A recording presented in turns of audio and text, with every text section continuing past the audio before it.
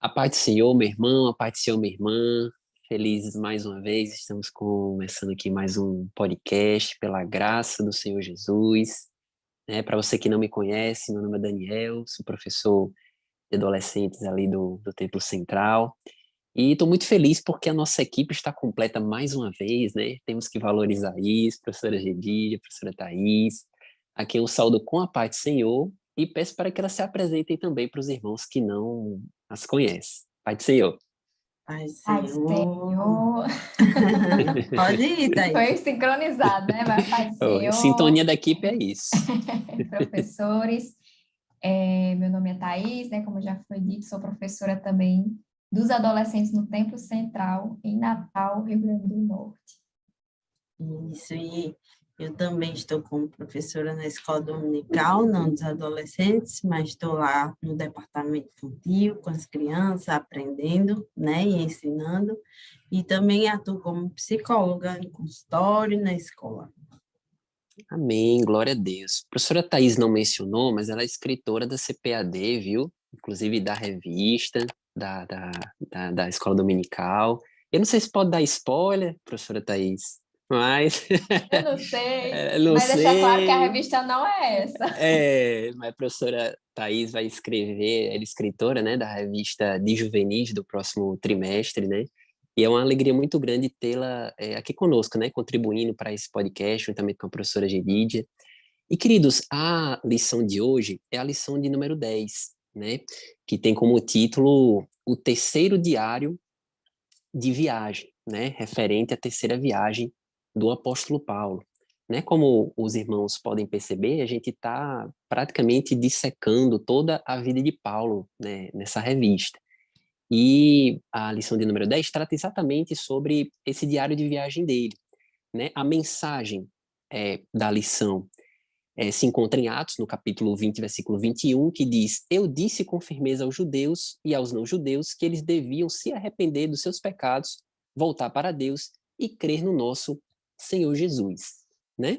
E apenas fazendo aqui uma pequena contextualização, a gente vai tratar aqui exatamente daquilo que sucedeu na terceira viagem do apóstolo Paulo. Acredito que os irmãos que acompanham aqui o podcast devem ter ouvido o podcast passado, que falou exatamente sobre a rota do apóstolo Paulo nessa terceira viagem dele, né? Ele sai ali da Ásia Menor, passa pela Pisídia, pela Galácia, pela Frígia, e chega finalmente naquela cidade de Éfeso, de onde depois ele vai partir para Macedônia, depois para Cássia e finalmente para Jerusalém. E o primeiro tópico, queridos, dessa lição fala exatamente do período que ele passou em Éfeso. Né? Paulo ele não costumava ficar muito tempo nas cidades justamente porque ele tinha uma agenda muito lotada. Né? Ele tinha que passar pelas igrejas por onde ele fundou, pelos irmãos para dar apoio, né? Para dar aquele amparo. Então ele não podia passar muito tempo nas cidades. Porém, na igreja de Éfeso, né, ali perante o pessoal de Éfeso, ele passou bastante tempo, né, passou cerca de 3 anos, e é justamente esse o título do nosso primeiro tópico, a parada de 3 anos em Éfeso, né? E, como a gente costuma sempre fazer aqui, se você, professor, professora, ainda não leu esse trecho, né, correspondente da palavra de Deus na Bíblia, dê uma lida, porque com certeza o podcast será bem melhor aproveitado, né? É um trecho que se encontra ali no livro de Atos, deixa eu só abrir aqui minha Bíblia, Atos, no capítulo de número 20, a partir ali deixa eu ver aqui, a partir do capítulo 19, na verdade, ele já começa a narrar a terceira viagem, né? Então, dê uma lida ali no capítulo 19 que o podcast ele será bem aproveitado, porque como a gente sempre fala, a gente não lê para poder não tomarmos o tempo, né? Do nosso podcast, que já tem um tempo limitado. Então, queridos, o primeiro tópico fala exatamente sobre essa parada em Éfeso, que o apóstolo Paulo passa 3 anos. E justamente até pelo tempo que ele passou, muitos eventos aconteceram nesse período que ele passou ali em Éfeso, né? O tópico 1 da lição, ele é subdividido em 2 tópicos, E o primeiro subtópico fala exatamente sobre o derramamento do poder em Éfeso, né? Conta-se que o apóstolo Paulo, ele perguntou a algumas pessoas ali daquela região se eles conheciam, né, o batismo do Espírito Santo, e os crentes daquela região conheciam o batismo de João, né, que era o batismo do arrependimento. E a palavra de Deus diz que o apóstolo Paulo impôs ali as mãos sobre aqueles irmãos, orou, e aquelas pessoas foram batizadas com o Espírito Santo. E a Bíblia conta que eram cerca de 12 homens, né? Assim, não me falha a memória, né? E eu acho engraçado, né, professora Gedídia, professora Thais, que esse acontecimento, ele por si só já põe por terra algumas correntes teológicas que dizem que Atos 2 foi um ato isolado, né, na história ali da igreja, né? O derramamento do Espírito ficou restringido àquele episódio de Atos 2. E a gente vê aqui, né, exatamente que Deus derramando o Espírito deles depois de Atos 2, né? E o interessante também, professor, é mostrar nesse acontecimento aqui, mostrar para o aluno de que é importante buscar o batismo com o Espírito Santo, né? Porque muitas pessoas, eu já ouvi algumas pessoas falando, né, que pessoas, inclusive, que já foram batizadas com o Espírito Santo, não dando tanta importância ao batismo, a continuar falando em línguas, a buscar se revestir com o poder de Deus, né? E ele é importante justamente por causa disso, porque ele é o revestimento com o poder de Deus, para a gente continuar firme na fé, para que a gente possa ser encorajado, né, a continuar pregando a palavra de Deus, né? Porque é o Espírito Santo que age através de nós. Então a gente precisa buscar isso, esse poder que só Deus dá, até porque aquilo que fazemos é o Espírito Santo que faz através de nós, para o reino dele, né? E é importante até abrir com seus alunos em Atos 4, a partir do versículo 29 até o 31, que diz assim: Agora, Senhor, olha para a ameaça deles. Dá aos teus servos confiança para anunciarem corajosamente a tua palavra. Estende a mão para curar, a fim de que, por meio do poder do nome do teu dedicado servo Jesus, milagres e maravilhas sejam feitos. Quando terminaram de fazer essa oração, o lugar onde estavam reunidos tremeu. Então todos ficaram cheios do Espírito Santo e começaram a anunciar corajosamente a palavra de Deus, né? Esse fato, né, de ter acontecido lá em Paulo, né, nesse momento em Éfeso, que chegaram lá, só conheciam o batismo de João, né, que é em águas, que também é importante, né? Mas aqui ele reforça a importância do batismo com o Espírito Santo. Verdade. Né? É o revestimento de poder. Um detalhe legal também para os professores levarem para os alunos é que a palavra Espírito Santo nas Bíblias, nesse versículo que Daniel colocou, no capítulo 19 de Atos, o versículo 6, e impondo-lhes Paulo as mãos, veio sobre eles o Espírito Santo. Essa palavra aí está com letra maiúscula por quê? Né? Existe um destaque aí nas traduções das Bíblias de que quando se usa uma letra maiúscula, se refere a um nome próprio, se refere a Deus, né? Isso é um princípio interessante também para passar para os alunos, porque é um argumento bíblico aqui, teológico, que eles vão ver lá na Bíblia deles, quando tem a palavra Espírito com a letra minúscula e quando tem a palavra Espírito Santo com a letra maiúscula, há uma diferença na tradução, né? E é importante eles verem que o Espírito Santo aí, de fato, é o Espírito Santo de Deus que revestiu em Atos, né, na experiência do Pentecostes, né? Outra coisa que eu gosto de compartilhar, principalmente com adolescentes,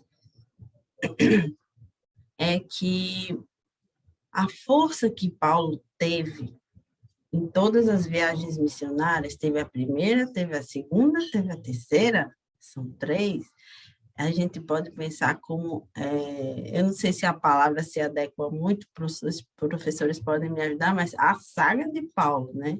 Porque ele vem o tempo inteiro passando por dificuldades, e ele vem com uma motivação intransponível, né? Ele é sempre muito motivado, ele é sempre muito forte, ele é sempre muito cheio de Deus, cheio do Espírito Santo de Deus, né? E aí, assim como Thais falou, falar sobre o Espírito Santo de Deus, buscar o batismo no Espírito Santo de Deus, por quê? Para quê? Né? Uma coisa é você ter o Espírito Santo de Deus no momento que você aceita Jesus. Essa é uma explicação importante para os adolescentes.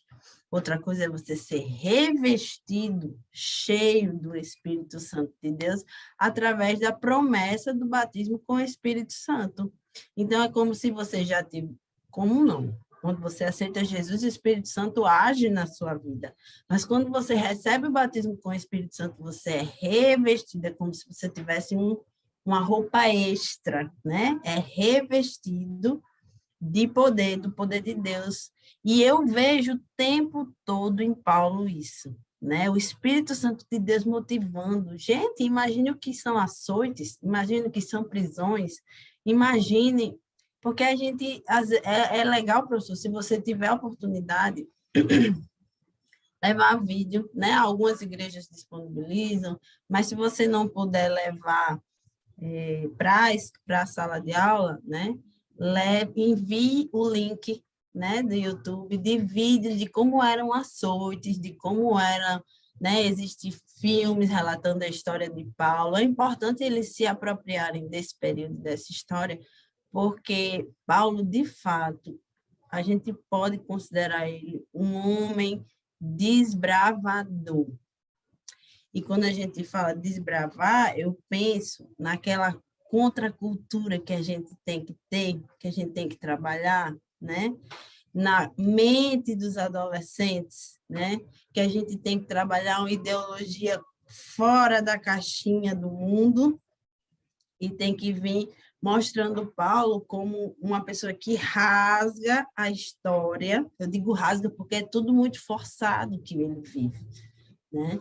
A gente sente quando lê a história que é tudo muito difícil para Paulo, né? Não são pessoas aceitando Jesus, glória a Deus, não, são pessoas aceitando e outras brigando, outras querendo açoitar, outras confabulando, como a gente vai ver na terceira viagem contra ele, e ele firme, né? Firme. E seria Firme impossível se ele não fosse revestido com o Espírito Santo, né? E Exatamente. recebendo cada dia revelações sobre o Isso. Evangelho e enviando isso ao povo. Era o poder de Deus, como eu gosto de dizer, rasgando a história, porque ele criou a cultura do cristianismo, né? Glória a A cultura Deus. de judeus que teve que ser ampliada pelo Evangelho através de Paulo para os gentios. Né? Então, somos abençoados e agraciados pelo heroísmo de Paulo. Eu gosto de falar assim. Ele foi um herói, né? Herói da Certo? fé, exatamente. Lembra disso, professor. O Paulo foi um herói. Eles gostam dos super-heróis. E dificilmente ele conseguiria, né, tudo isso se não tivesse realmente o revestimento, né? Como a professora Thaís estava mencionando. E, de fato, queridos, eram muitas coisas que o Espírito Santo estava operando na vida de Paulo, né? E a gente só começou a falar, né? O batismo com o Espírito Santo ali que ele pôs as mãos foi apenas um desses acontecimentos, né? Mas ele também estava pregando, pessoas estavam se convertendo e estava também expulsando demônios. Aliás, esse também é um segundo acontecimento que a Bíblia nos registra, né? Paulo estava expulsando demônios e alguns ficaram impressionados com aquela situação, né? E estavam querendo imitar, né? A Bíblia fala que os filhos de Seva, que eram um dos principais sacerdotes, estavam querendo imitar Paulo. Então, quando eles tentavam expulsar, eles foram até precavidos, né? Porque eles expulsavam assim: eu vos expulso em nome de Jesus a quem Paulo prega, né? Que eles queriam ter a certeza que era para não dar errado. Sendo que, como a Bíblia fala, não há nada oculto que não seja revelado, né? E a verdade é que a vida deles não estava correspondendo àquilo que eles estavam pregando. E a palavra de Deus nos conta que aquele homem que estava endemoniado chegou e falou: eu conheço a Deus e conheço Paulo, mas vocês quem são? Né? Imediatamente pulou ali sobre aqueles aquelas pessoas, e a Bíblia fala que eles correram, né, feridos e nus. Tamanha foi a humilhação, né, que aquelas pessoas sofreram. E é importante aqui até mostrar para os alunos que não é brincadeira, né? Você efetuar, querer fazer um milagre, né? Porque o milagre não é você que faz, né? O milagre não é uma ação meramente humana, né? Você é apenas um instrumento, mas quem faz o milagre, quem realiza aquela ação de curar, de expulsar demônios, é Deus. Ele pode fazer, e só uma pessoa que está revestida com o Espírito Santo é que tem condições de fazer isso. Então, não é brincadeira, não é de qualquer jeito, né? Não é pegar como se fosse uma formulazinha. Paulo falava, te expulso em nome de Jesus. Vou usar a mesma palavrinha porque vai dar certo. A Não, palavrinha mágica, né, que não é vai... a palavrinha, é quem está atrás de você, né? Se você está Exatamente. se você está revestido com o poder do Espírito Santo, com certeza Deus vai fazer grandes coisas na sua vida, através de você, na vida de outras pessoas. Agora, se você está com a vida totalmente bagunçada, você precisa ter o temor, né, de entender que você não tem condições, principalmente para expulsar demônios, né, professores?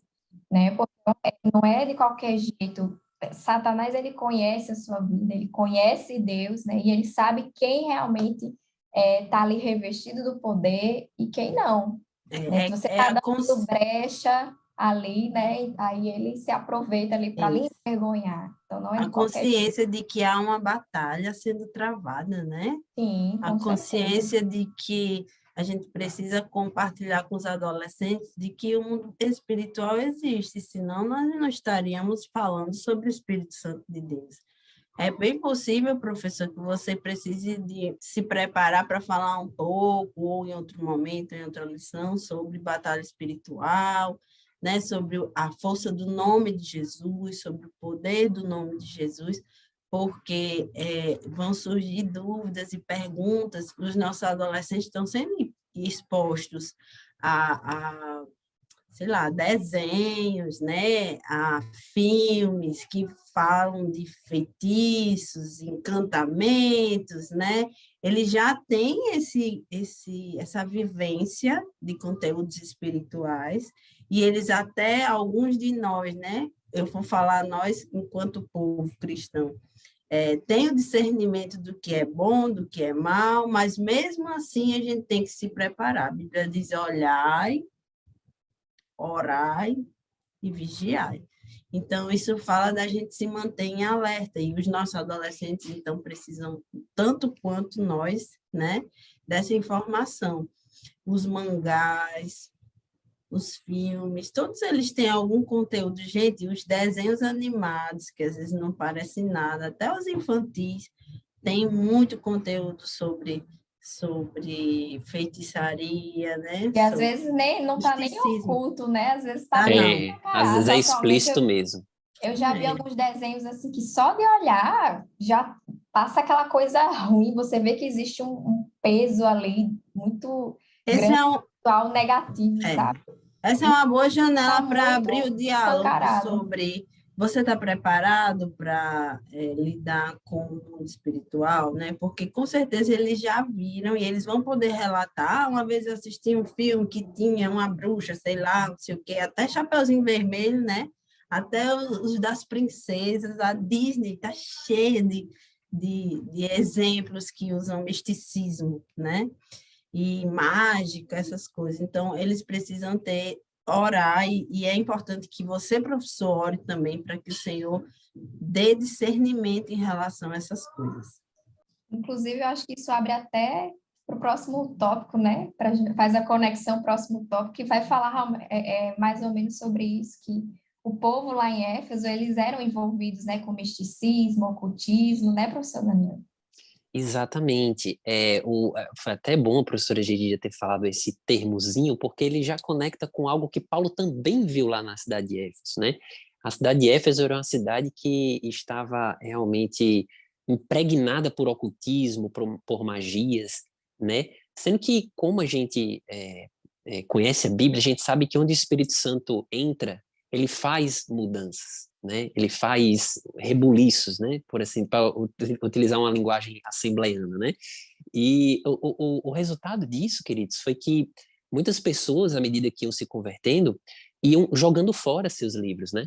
Iam entregando seus livros de ocultismo, de magia, para serem queimados. De tal forma que a Bíblia nos conta que, se fosse juntar os livros que foram queimados, daria em torno de mais ou menos 50 mil ciclos, né? Ou 50 mil dracmas, que uma dracma correspondia aí a um dia inteiro de trabalho. Quer dizer, algo que em torno, se a gente fosse traduzir para os dias de hoje, milhões de dólares, né? Então, o Espírito Santo, ele provoca, de fato, essa mudança, né? E não apenas isso, mas as curas que estavam sendo efetuadas naquele ambiente, né? A Bíblia diz que as pessoas pegavam os aventais, lenços de Paulo, colocavam nos enfermos, e os enfermos eram curados, né? Então, olha o operar do Espírito Santo ali, né? Naquele povo, agindo de múltiplas formas, né? Como a gente está.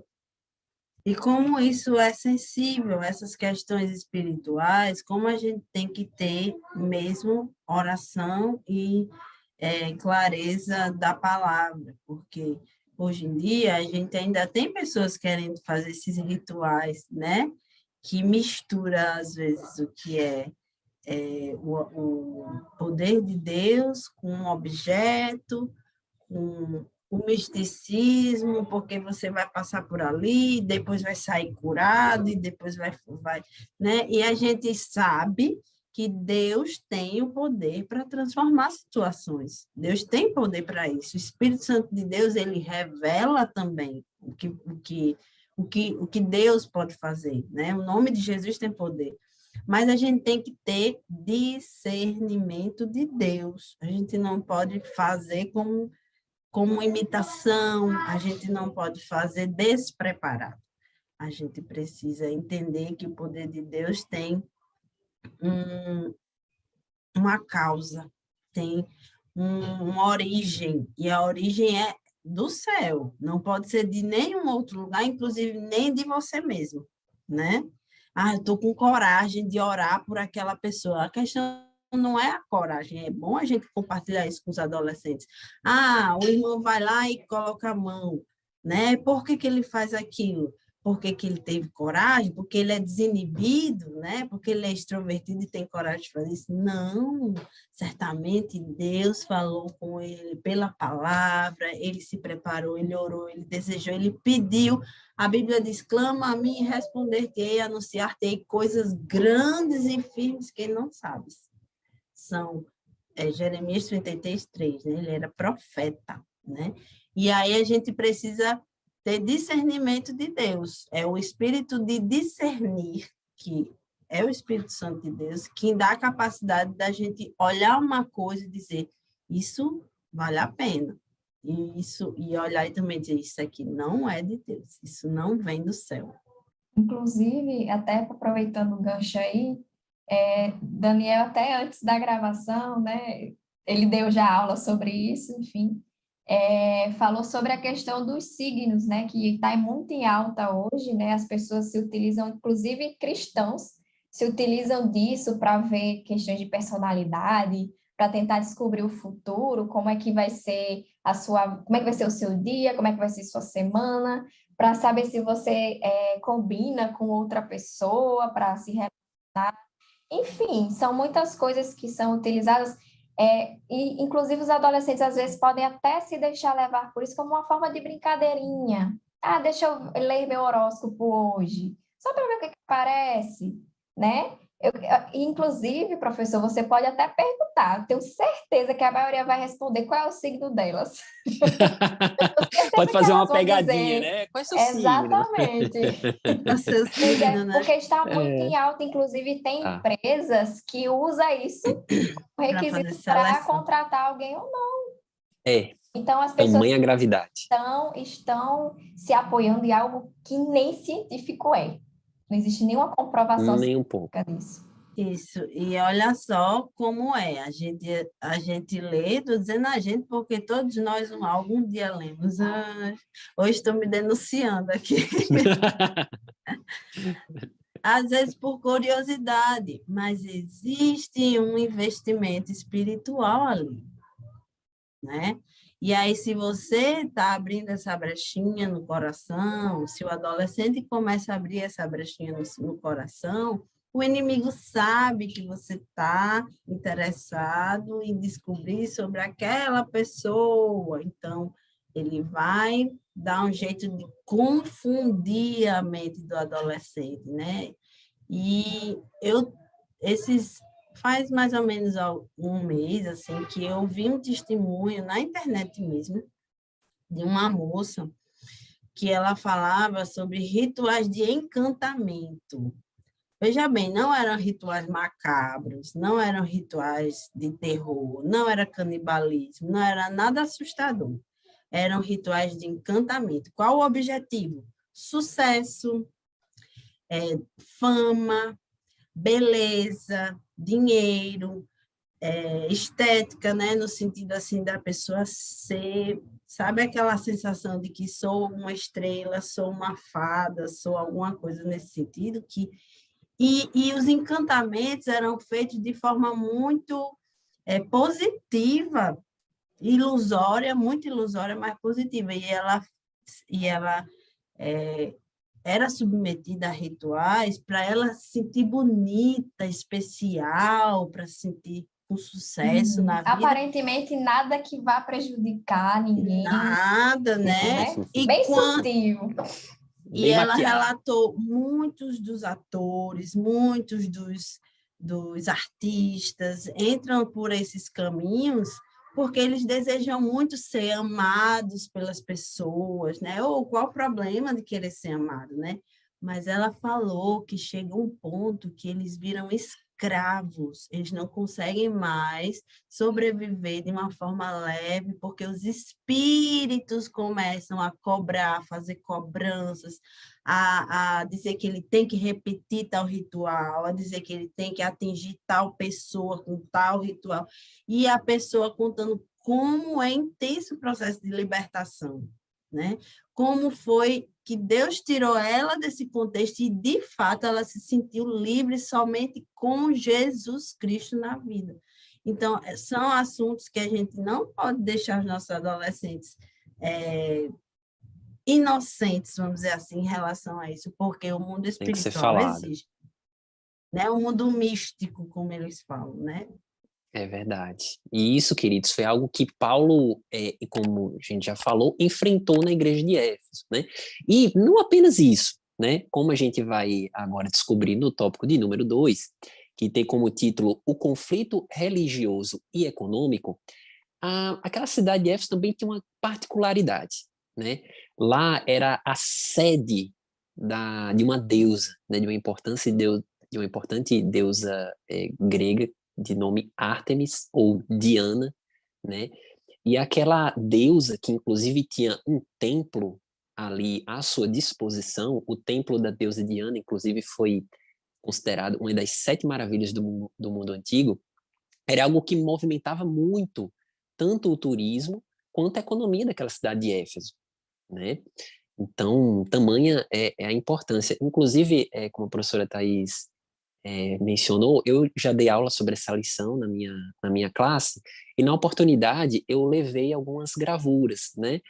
Que eu acredito que os irmãos não vão conseguir ver, porque a imagem não está muito boa, mas esse aqui era o templo da deusa, né?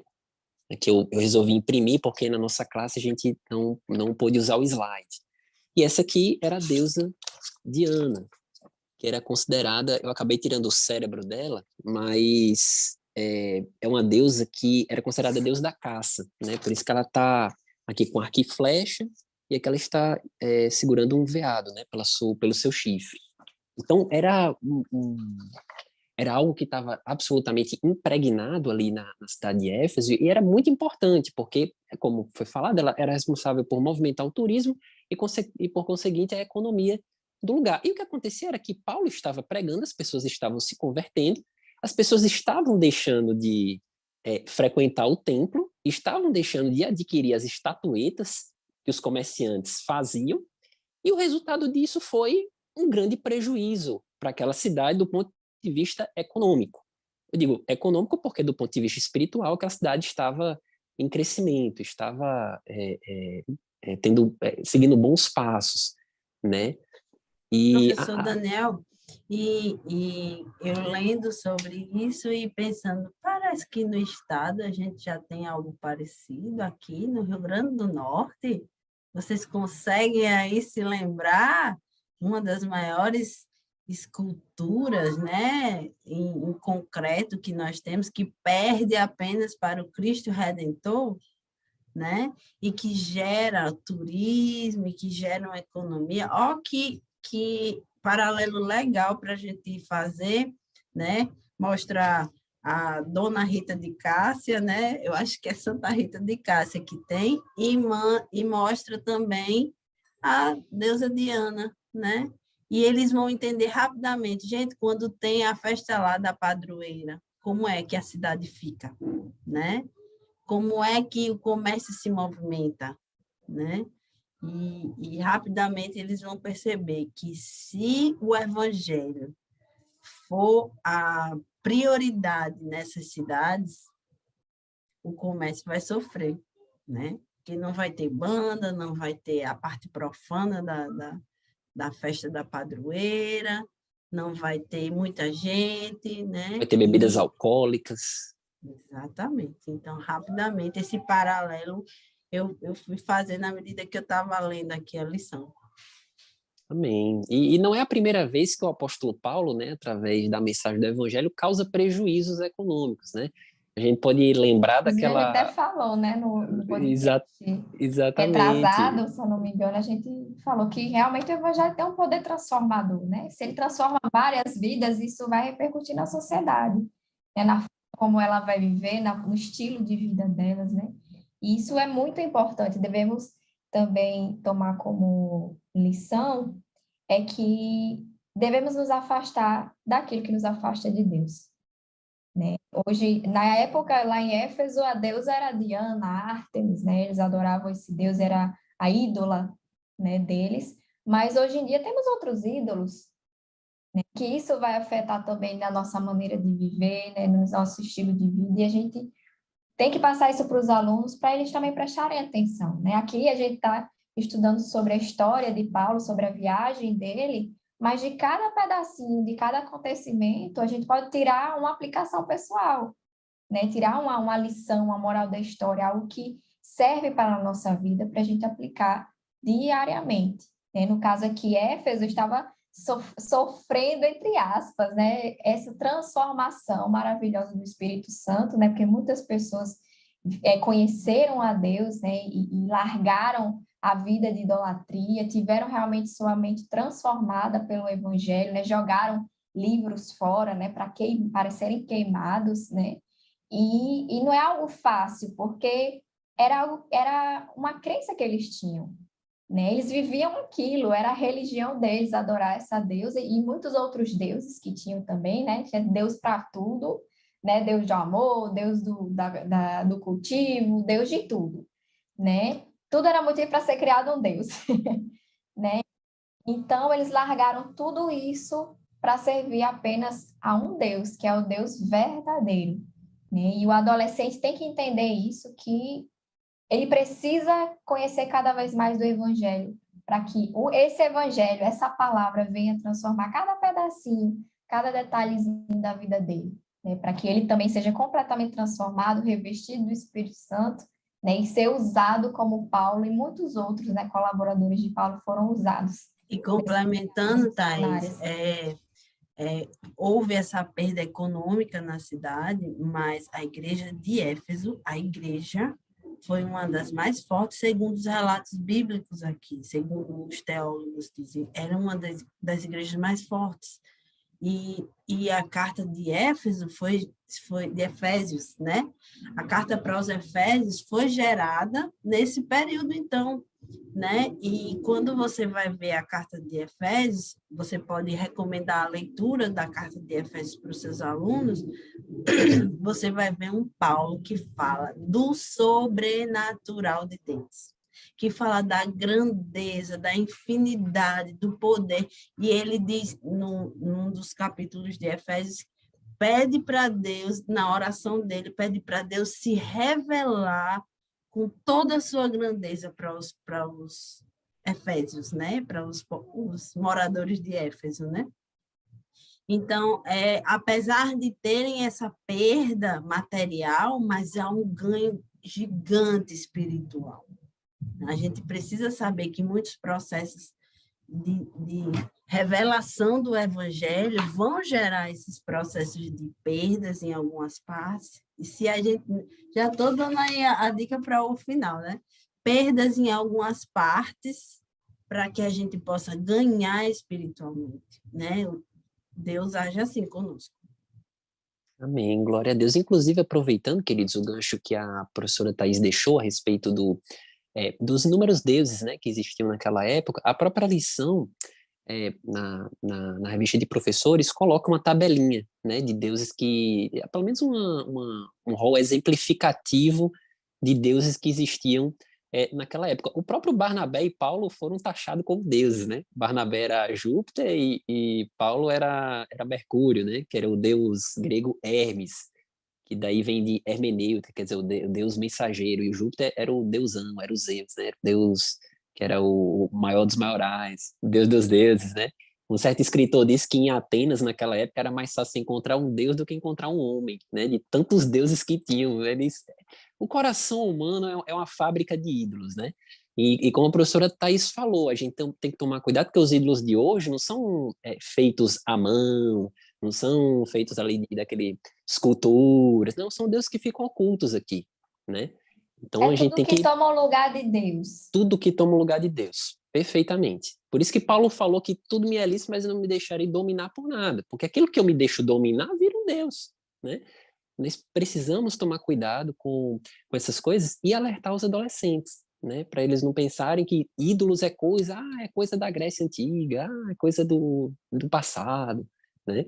Então a lição ela deixa essa importante ideia para a gente repassar para eles. E a gente pode falar também, professor, sobre a repetição da história e como o ser humano se perde e como o ser humano precisa de Deus. Porque se a gente for pensar lá no Egito, a quantidades que os egípcios tinham de deuses era parecida. Era Deus do sol, era Deus da chuva, era Deus do Nilo, era Deus da colheita também, né? Era Deus da fertilidade. E hoje como é? A gente tem igreja para isso, igreja para aquilo, igreja para outro quilo, para né? todo gosto. Para todos os gostos. E a gente precisa, inclusive, religiões, né? Religiões para todo gosto, né? E uma coisa que hoje em dia tem sido muito... E a Bíblia fala sobre isso, né? Amantes de si mesmo. Nós vemos muitas pessoas se idolatrando. Né? Se idolatrando.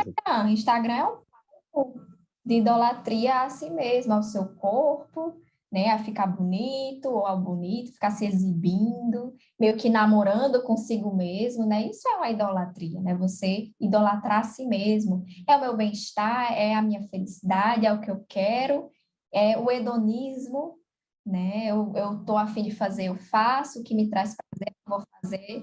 Exatamente. Então, isso também é idolatria. Então, faz muito sentido ser mostrado isso para os adolescentes, porque eles acabam sendo seduzidos para isso, né? Não cuide de você mesmo, cuide do seu... Não tem problema em cuidar de si mesmo, em fazer uma atividade física, em querer ficar bem aparentado, não tem problema. O problema é quando isso toma o lugar de Deus na sua vida. É um fim em si mesmo, né? Exatamente. Quando você perde o seu objetivo, né, enquanto cristão, né, que seu objetivo é servir a Deus, é pregar o evangelho, né, e se preparar para ir para o céu. Esse é o seu objetivo.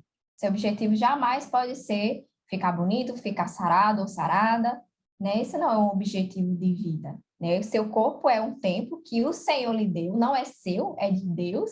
Você deve cuidar sim, se alimentar direitinho, cuidar dele, mas isso não deve ser o Deus na sua vida.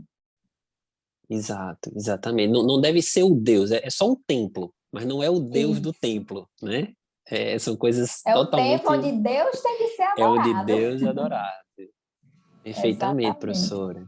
Exato. E o resultado, querido, só para nós finalizarmos esse tópico número 2, dando sequência aos acontecimentos históricos, é que as pessoas ficam revoltadas, né? Principalmente os comerciantes com essas conversões em massas, que estão acabando com a economia ali em torno da deusa Diana, né? E ficam revoltados.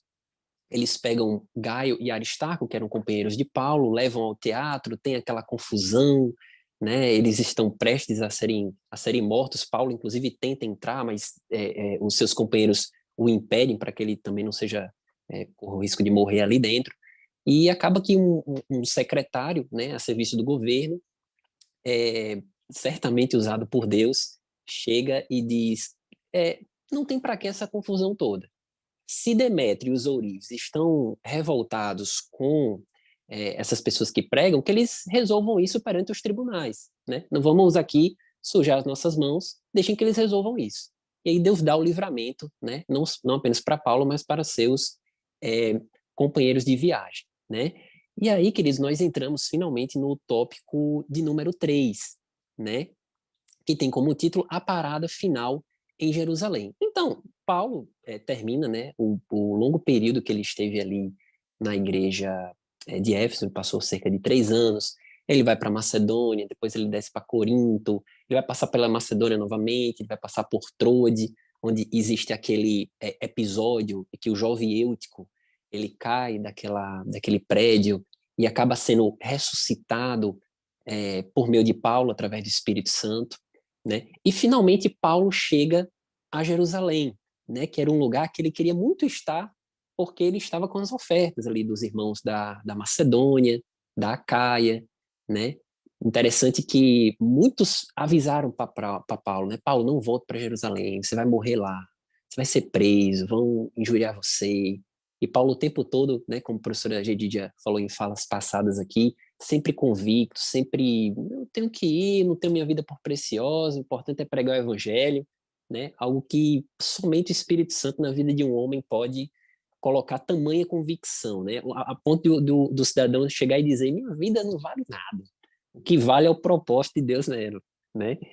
E finalmente ele chega ali em Jerusalém. Existe o profeta Ágapo, né, que vai pegar o cinto de Paulo, vai prender mãos e pés e vai dizer: Deus vai fazer, isso vai acontecer com o dono desse cinto, né? Ele vai ficar preso, né? E Paulo, mesmo sendo avisado profeticamente, entra em Jerusalém, né?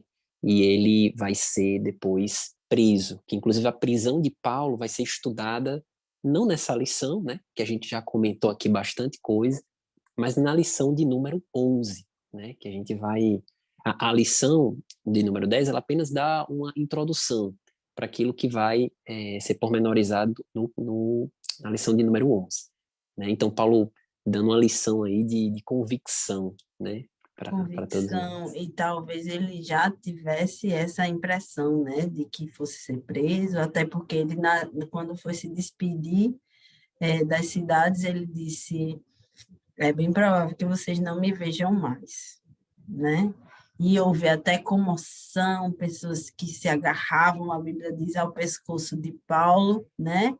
Lamentando já o Espírito Santo de Deus, já dando uma, uma noção, se é assim que eu posso dizer, do que poderia acontecer no futuro, né? Que espírito maravilhoso. E mesmo assim, Paulo, convicto, viu, amigo? Daniel, aprenda aí.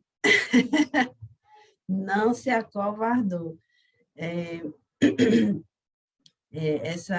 Toda a história de Paulo é muito marcante, e se a gente pudesse criar um Paulo herói, né, para os nossos adolescentes, seria uma figura muito interessante para eles, porque o Espírito de Deus que fez ele, foi Deus que resgatou ele, foi Deus que tirou ele das trevas, né? E, ao mesmo tempo, Deus tratou com ele o tempo todo, porque a pessoa apanhar e ainda querer continuar não é brincadeira, não, né? E Deus ainda fortaleceu, e Deus mandou um anjo na prisão, e Deus manda um terremoto, e as conversões acontecendo, porque eu acredito que ele ficava também, Paulo, admirado. Acho que tem até algum versículo que relata Feliz, né? a Contente. admiração dele do que estava acontecendo, de todo mover, e aquilo aumentava a fé, né? Com certeza. E aí mostrando que o propósito que Deus tinha na vida dele estava se cumprindo, ele estava cumprindo com o propósito dele, né? Ele estava levando o evangelho, expandindo, né, a igreja de Cristo, né, para que todo mundo pudesse conhecer do amor de Cristo. Então ele não tinha a vida dele por preciosa, né? Não era a vida dele que importava, o que importava realmente eram as outras vidas. Ele estava dando a vida dele para que outros também pudessem alcançar o amor de Cristo, a salvação, que é o que importa. Porque realmente a vida aqui, ela é passageira, né? Realmente não vou dizer que não vale nada, né? É preciosa para Deus, mas não vale a pena a gente perder a nossa vida espiritual por esta vida material, né? Porque é passageiro, então o que vale é investir realmente no reino, em algo que é eterno e duradouro.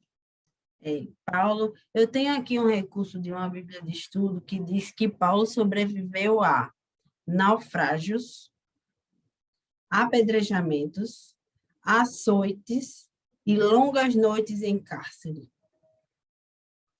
Olha só, não é pouca coisa, não.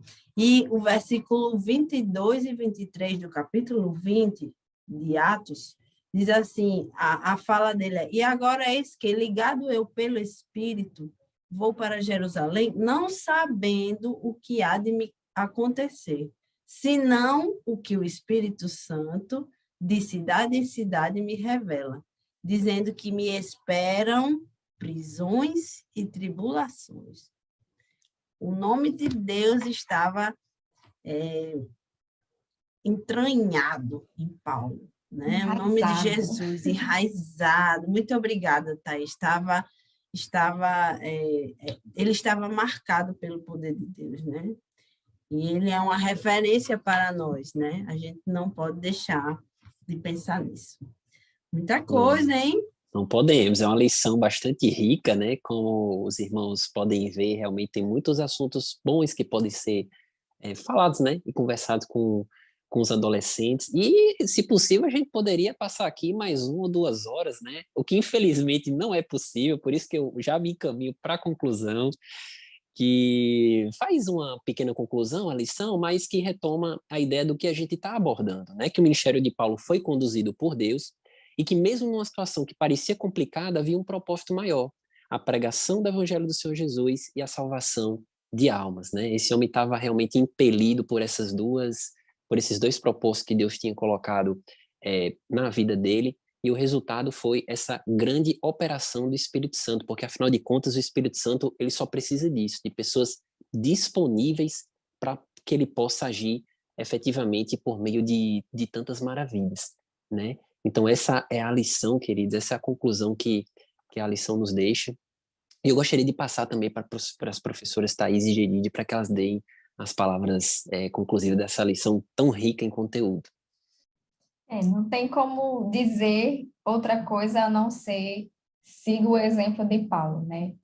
Você, professor, e dá ênfase, né? Tente mostrar esse personagem bíblico para os seus alunos de uma forma, como a professora Gedidia falou, como um herói realmente, como um exemplo a ser seguido. Então, dê ênfase a essas características de Paulo, que o fez se tornar um herói, um dos heróis da fé, né? Porque realmente a vida dele é um exemplo a ser seguido, né? Ele fala, inclusive, sede meus imitadores, assim como eu sou de Cristo, né? Então, devemos imitar Paulo, devemos entregar a nossa vida, devemos entregar a nossa vida ao serviço de Deus, né? Porque esse é o nosso propósito. Inclusive, tem muita gente que fala qual é o seu propósito de vida, né? Muita gente não sabe, mas o nosso propósito de vida é justamente glorificar o nome do Senhor, viver para Ele, para os propósitos dele. Amém? E você pode perguntar aos seus adolescentes, professor, por que Paulo incomodou? Por que Paulo causou alvoroço? Por que Paulo causou rebuliço nas cidades? Por que ele incomodou? Porque ele estava falando do Evangelho de Deus. Então, a gente tem que entender que nós temos uma cultura diferenciada. O adolescente precisa entender isso. A cultura cristã, ela é uma contracultura à do mundo, né? É uma cultura diferente. A gente vai se sentir diferente, porque a gente fala de amor, a gente fala de perdão, a gente fala de arrependimento, a gente fala de poder no Espírito Santo de Deus, de mudança de vida, de transformação. Isso incomoda o reino das trevas. Então, prepare os seus adolescentes para incomodarem, para se sentirem diferentes mesmo quando falarem das coisas de Deus, quando eles estiverem ouvindo músicas, por exemplo, que ninguém ouve, é porque a cultura dele é diferente. E Paulo criou, não foi ele o criador, mas ele constituiu a cultura cristã fora do judaísmo. Ele trouxe a cultura cristã para o mundo. Ele foi o grande missionário, né? Para o mundo todo. Deus usou ele para atravessar todo o território asiático, né? Para poder, hoje, eu e você sabermos que Jesus Cristo é o Senhor e que o Evangelho transforma. Então, o seu adolescente precisa entender. Paulo rasgou a história com a cultura de Cristo para que ele se sentisse um pouquinho diferente hoje. E que ele se sentir diferente faz parte de uma cultura do céu, porque ele é cidadão do céu. Amém, glória a Desafio, hein? Deus.